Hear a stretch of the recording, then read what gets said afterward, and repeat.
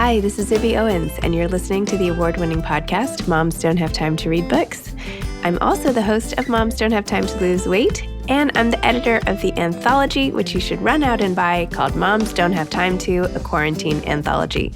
All proceeds of that book go to COVID-19 vaccine research. And I'm the editor-in-chief of Moms Don't Have Time to Write, a new publication on Medium, and we're accepting submissions, so please send your personal essays there. And if all that isn't enough, you can follow me on Instagram at Zibby Owens, and my website is zibbyowens.com. Okay, now back to this amazing podcast.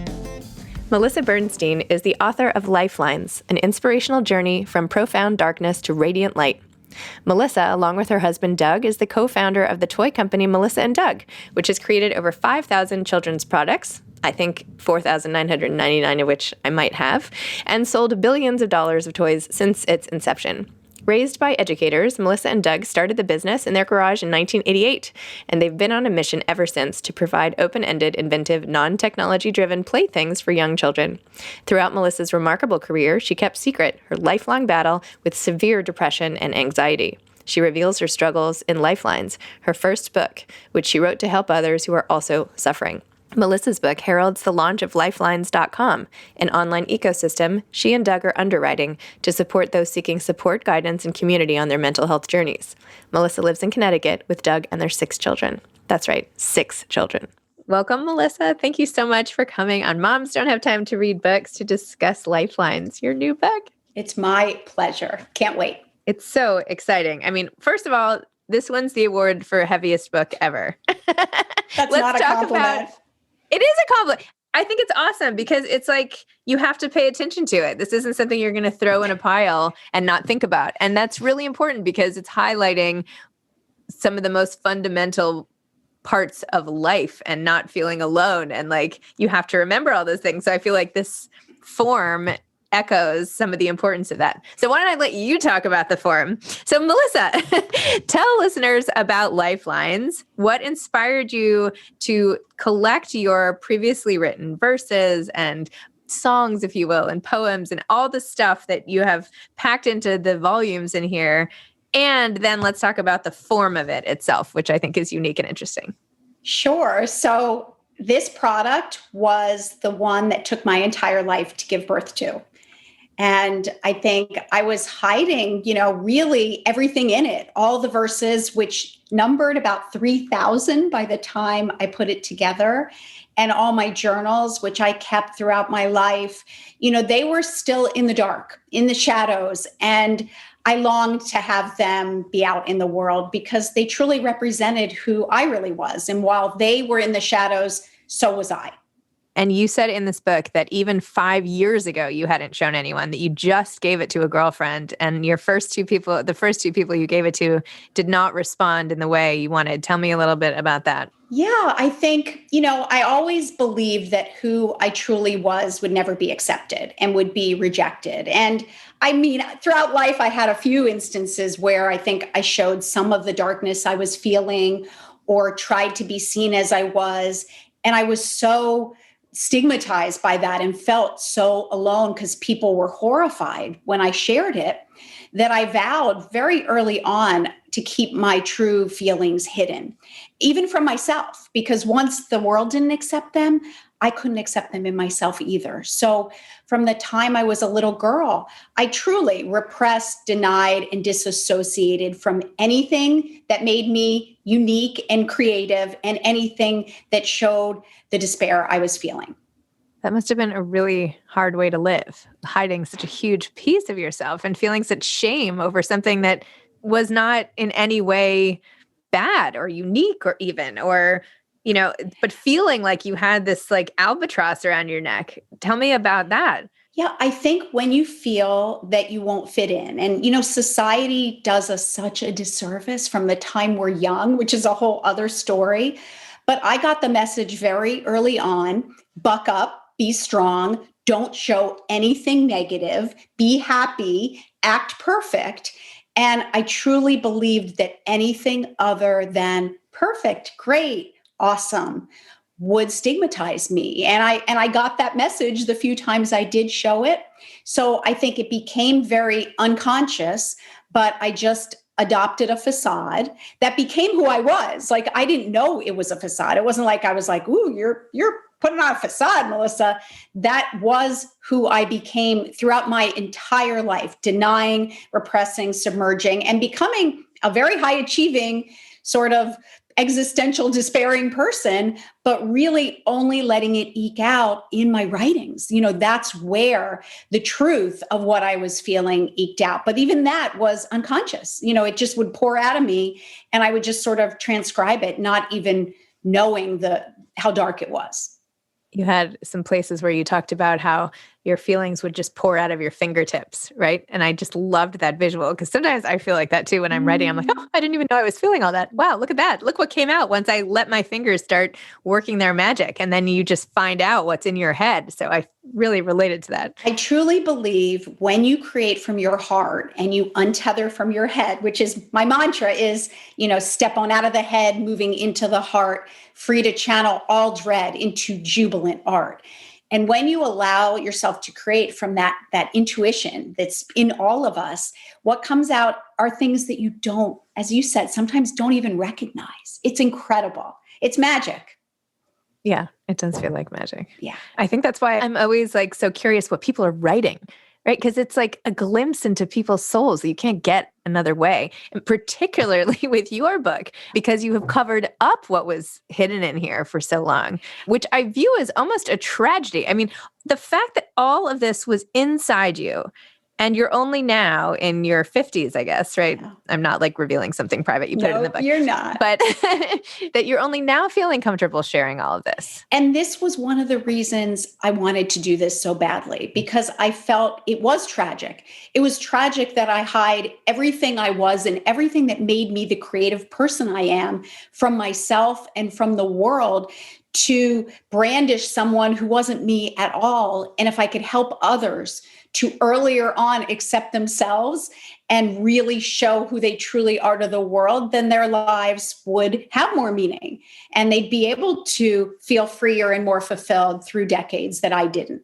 And meanwhile, when you say, yes, you were a high functioning, like existentially depressed operator, you're not just high functioning. You founded like a multi-million-dollar toy business that every parent out there, Melissa and Doug, has depended on in one way, shape, or form, from costumes to puzzles to just like basically every single toy out there, many of which I have sampled over the years my 4 different kids. And you've had 6 kids. That's insane. How did you do that while only putting forward a slice of yourself? Like, did you show it to your kids? Did they tell me about like, where did it seep out anywhere, or literally just on the page? Well, it seeped out actually in the creation for Melissa and Doug. I mean, the first dot for me really connected when Doug and I started our company, because until then, until my early 20s, I created incessantly. I mean, from the time I was born, creation was pouring out of me in verses and in music and in journal writings, but I never shared them with the world. They were so dark and so despairing that even after I would write something, I'd never read it again. I would squirrel it away in a drawer and never see it, because it was showing who I was that I didn't want anyone to see. So because of that, my creativity never brought me meaning. I never understood the connection between what was the meaning in my life and creating until, sort of by accident, we created this toy company, and I started making toys. And I saw for the first time, it was such a profound metaphor, because I saw creativity as a water faucet. And one side of it was dark and one side of it was light. And for the first, basically 25 years of my life, I had turned off the light side. The dark side was on, and this creativity just channeled through me, almost as if I was a victim, into darkness, despair into darkness, and just stayed in that spiral. It never saw light. And because of that, it never gave me meaning. But when I started making toys and realized that I could actually take that very same despair that created the darkness and instead choose to turn off the dark faucet and turn on the light faucet, and instead channel it into this radiant light, it was like, for the first time, I felt what it meant to breathe fresh air. And that became my salvation. So the reason we created, nearly 10,000 toys and probably in our most, prolific years, 200 to 300 products a year was because I was like channeling that profound despair that had nowhere else to go into creativity almost manically and trying to create meaning and a legacy from this anguish, truly. And you identify this what did you call it? Over excitability piece that I've been trying to figure out if I also have, because I'm like, that sounds pretty familiar too, that you feel like super sensitive and things affect you so deeply. And you're like, tell me more about that. You know what? I think this is the next big thing, because I truly believe that all of us have some hypersensitivities. And if only we could proudly, show that to the world, it would change the way people see us. So I realized once I saw that I was afflicted with existential depression, which is so rare, by the way, it's not even in the journal of mental afflictions. It's not a diagnosed condition as of today, which means that when people like, myself come forward, like no one knows what to do with us. So once I saw that I was afflicted with this and highly creative people were also afflicted with it, I saw that these people who create for sort of their salvation happen to have these hypersensitivities that make their acute sensations that they feel much more heightened than other people. And I would always say, both the beauty and the pain of the world are unbearable for me. I cry at the slightest thing of beauty and the slightest thing of joy. I'm sorry, the thing of pain. I'm moved to tears by the world in all its beauty and its pain. So they appear in 5 areas. One that I think you said that you might feel is the emotional hypersensitivity. And it basically means when we feel, it is so deep that sometimes we feel like a dagger is piercing our soul. Like it's palpable, it's just that you can feel the pain. There's intellectual. That's the curiosity. That's where you have this rabid need for knowledge and asking the question why over and over and over again. There's imaginational, which might be my greatest. It's where everything comes alive, inanimate things, or even animate, but they have voices, like nature always spoke to me, and you live in your imagination. That's a pretty important one to true innovation and creativity. There's sensual, which is another one that I think is much more common than we think. It's where your senses are extremely heightened. And there are children who, when they hear loud noises, they'll cover their ears and they'll cower. That's a hearing sensitivity. Or bright lights, same thing. That's a sight sensitivity. And it actually is connected to being able to hear things other people don't necessarily hear. So that's in your 5 senses. And then the last one is psychomotor, which is like this revving up of your central nervous system and this need. It's, I have a volume in the book called The Feudal Race. And I feel like that was my psychomotor, like this need to just keep talking and keep doing and keep creating. And you can't ever stop. You're on this treadmill that won't ever turn off. So when, I discovered those existed, it was also like this window had opened, into my soul. Wow. Which ones do you resonate with? I mean, all of them? No. The last one in particular, the sort of motor revving nonstop feeling of needing to like keep producing and thinking. And I feel like my ideas like run away from, like, I'm just trying to catch up with all of my ideas all the time. And there's not enough time. Like I'm racing against time all the time. I just wrote an essay about this morning. It's like on a given day, I feel like I'm always racing against the clock. Like there's too much to do. Not just like there's too much, not like I have too many bills to pay, not like tasks, just like I have so much to do and like the time is clicking down on my life. You know what? That's existential. So you have a bit of the existential meaning, crisis going on. Yeah. And I do what you did. You described it in the book. Like if you think about death too much, like too head on, and you start like having kind of like a panic attack in your whole body. And like, I do that. Like, that's why I can't think about it. Like it happens every time. So yeah, you just have to like know these things about yourself. You do? I don't, although I haven't had, in the book, you talk a lot about the despair, right? And the darkness that you had to climb out of, which I haven't felt to this extent. I have it more in like moments or days, not Yeah. years and lifetimes, but I can relate in that way. And you had just like a million beautiful lines. Let me see. I turned down like every other page here. Let me see. Oh, this I love too, by the way. For the first time ever, I felt something entirely different. Having spent a lifetime suffocating with a tube suddenly jammed into my trachea and experiencing what it meant to breathe fresh air. That's kind of what you were just saying now. Yeah. And then you said you had the power to funnel desolation into engaging playthings for children.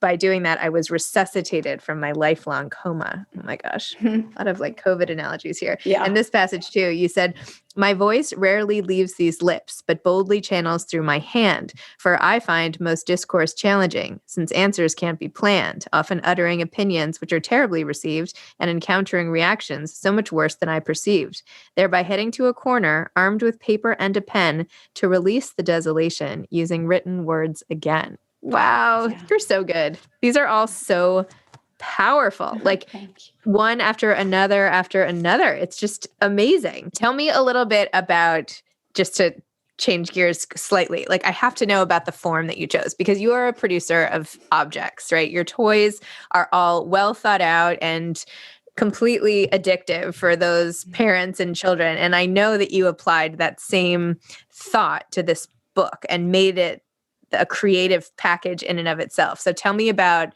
the design and the intention and all of the things that made this beautiful book, which for people listening it's almost like a coffee table book, although much smaller and very thick. And it has like a rainbow and like all these inspirational designs and a poem or two on each page and interspersed by text about all these different volumes that you have in your life. So anyway, tell me about that. Yeah, so I think there's nothing I love more than creating products that really are an interactive experience. And I think, in toys, that's what our mission was, right? To create toys that spark imagination and allow people to ignite their inner bonfire. So we wanted to do the same. And I wanted to take the three things that are maybe most important, in my life, which were writing in these journals, writing these verses, and photography of nature, because nature is one of my most powerful lifelines. And I do most of my writing in nature. So we said, why can't all three be in one book? Which is why, by the way, we chose to create this book ourselves and not go through the traditional methods of publishing, because that would have really, I would say, hampered us from doing exactly what we wanted and then using materials that nobody uses in a traditional book. I mean, we have a hand-sewn binding, which never happens. We have a cover that is like so thick and embossed. Like I love to just run my hands, I'm doing it right now, over the title LifeLines because it's embossed. And just the feel of the cover like makes me happy. And then the pages are like extra thick and it has 100 full color photographs. Like it's just a beautiful work of art. And then we said, and we want to make it at a price point, which is the same as other, regular hardcover books, which is $28. So we were like, we're going to do all this and we're going to make it accessible so that, regular folks hardworking folks can afford it. And then I think most importantly, I didn't create this to be a bestseller. I know now how to create toys that sell millions because, I do it every day. And I could have done that. I could have made it the cute anecdotes about my kids and then Melissa and Doug's stories. And I had been asked to do that book like again and again and again over the years.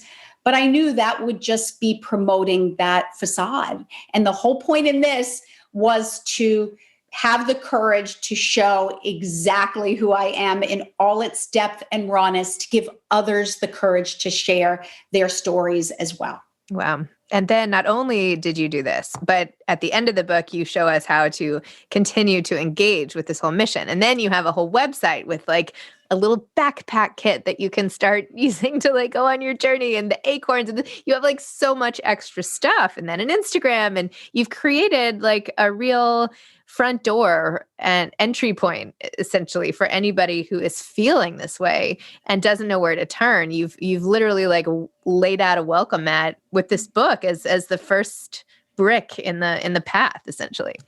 Yes. I mean, the reason I did this wasn't, as much for myself at this point as to help others. Lifelines, the truth is, it was for three reasons based on my journey, but really one, to show others they're not alone. And that sounds really cliched until you read my story and that throughout my entire life, I felt utterly and completely alone because I knew I would be rejected for showing the mania that comes with being a creative person. And I don't want others to feel that way. I want our community to be one that accepts every single person, no matter who they are or what they're scared of. So that's one. The second is, I've spoken with so many people who felt the same way I did. But the one difference between the two of us is I have found a way to turn my darkness into light. And most people have not. So the second is we all have the ability to turn our darkness into light. Just many of us don't know how. And it's my role to show them because we all have these beautiful seeds of self-expression in our souls that long to rage freely and ignite a bonfire with humanity. But so many of us keep them shrouded because we're terrified of tapping into them. And we're terrified of the responsibility of taking ownership for our lives and making meaning. So I want to show them that until we do that, we are all in a coma. We're not really living. And then the third is until we decide to stop racing out there in the futile race, we decide to stop, change direction, and plunge inward to discover who we are and accept ourselves in totality, we will never find fulfillment or be at peace.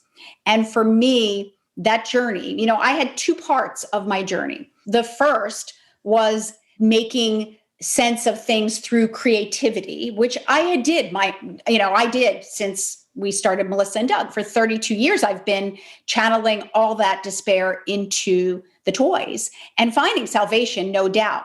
But there was still a big part missing. And I realized that, again, a few years ago when some dots started connecting, that I wasn't accepting those qualities that birthed the creation. I still was denying who I was and really not coming out as the real Melissa. And I knew I needed to stop and make that journey. And I also knew I couldn't do it alone. So that was when 4 years ago, for the first time, and part of it was stepping off my perfectionistic podium and saying, I need help. Like, I cannot make this journey alone. It's going to be way too terrifying. I need a partner. And I, enlisted the help of a professional. And she and I made this journey inward, which was one of the most arduous expeditions of my life. I mean, I'm still on it. And that formed the basis for this journey that we're taking at LifeLines. It's the exact journey. So it was so deep and so revelatory that I said, I have to make it so others can take it as well. So that's number 3, that we all, really ultimately, if we want to truly feel and be in our lives in totality, we have to take this journey. So not that this is any of my business, and you don't really discuss this in the book, so feel free to just say you don't want to talk about it. But have you ever thought about medication for any of the feelings that you had in your life? I love that question. And absolutely. And by the way, I am not against medication for anyone. I think we all have to make those choices for ourselves. But it's really interesting for me. I knew medication wouldn't work for me for 2 reasons. One is I knew once I tapped into it that I had a meaning crisis, that I needed answers to why am I here? What am I meant to do while I'm here? And what is the meaning of life if we ultimately have to die? And I knew medication wouldn't give me that answer. Like, I knew it was going to involve a much more intellectual plunge toward philosophy and really discovering it for myself. And 2, I knew my salvation was creativity. And I was terrified of messing with it in any form. Not that maybe it would have stayed completely intact, but I knew without it, I wouldn't be here. Like, that is my lifeline, and I must engage in it every single day. So I think for me, that wasn't the answer, but many around me take medication and they say they're still just as creative. It hasn't done a thing. And it's really helped them at dark points in their life to come out of it. So I think to each his or her own. And I think we all have to do what is best for us. So I want to ask if you have advice for aspiring authors. But before that, I just want to know, now that you have all this out there, after so long having all of it hidden, even with your husband, even with your kids. And I know that Doug even wrote your introduction and your bio, which I was like, I can't believe she's not even writing her own about the author. She, everything about this book is so designed to make you think, right? How do you feel that all of this is out there? To strangers, to family, what does it feel like now? That's such a good question. It feels absolutely incredible. I have a word that I coined, which is the combination of when you are exhilarated and terrified at the same time. And I call it exhilified, it's an exhilifying experience. It feels utterly exhilifying because when you're not hiding anything, it's exhausting to hide who you are. I mean, it is to resist who you are and pretend to be someone else is the most tragic and exhausting thing any of us will ever do. And when you have nothing left to hide, I mean, I write a lot of verses about that. It's like, here I am, take me or leave me.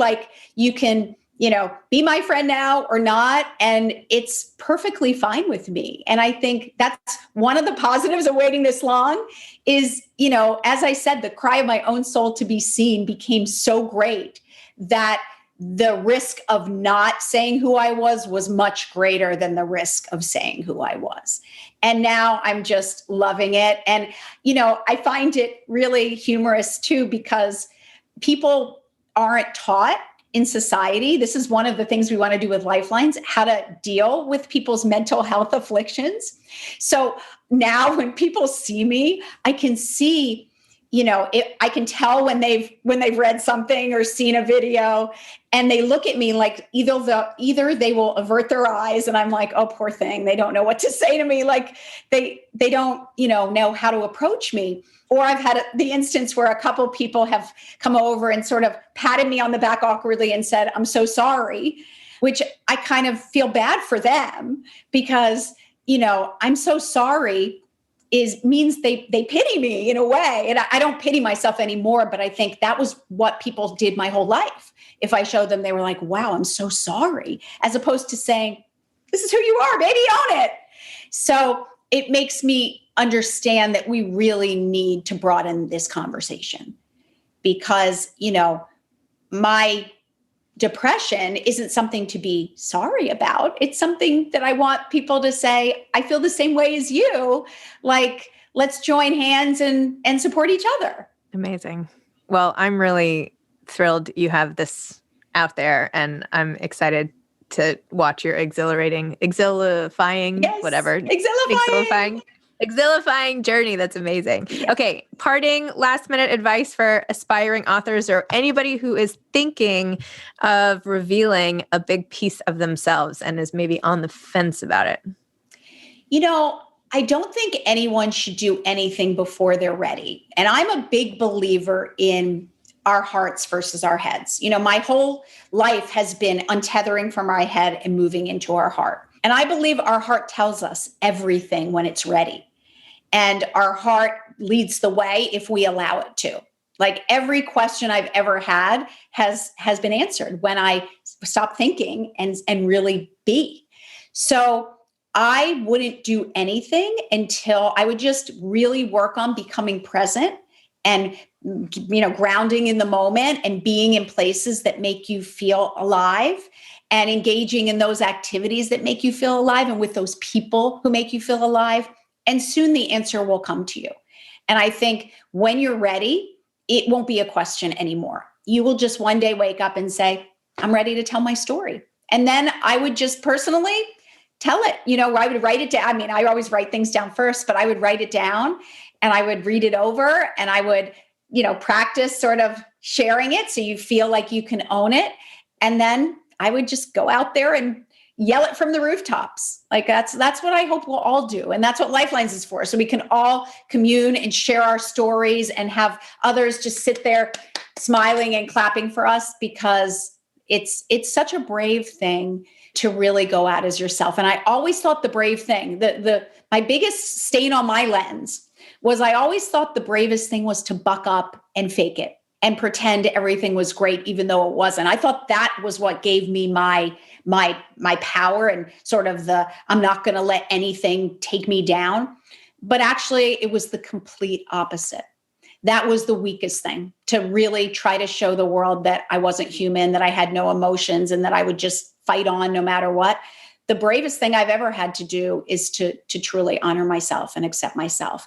And only in showing myself compassion have I finally been able to show others compassion as well.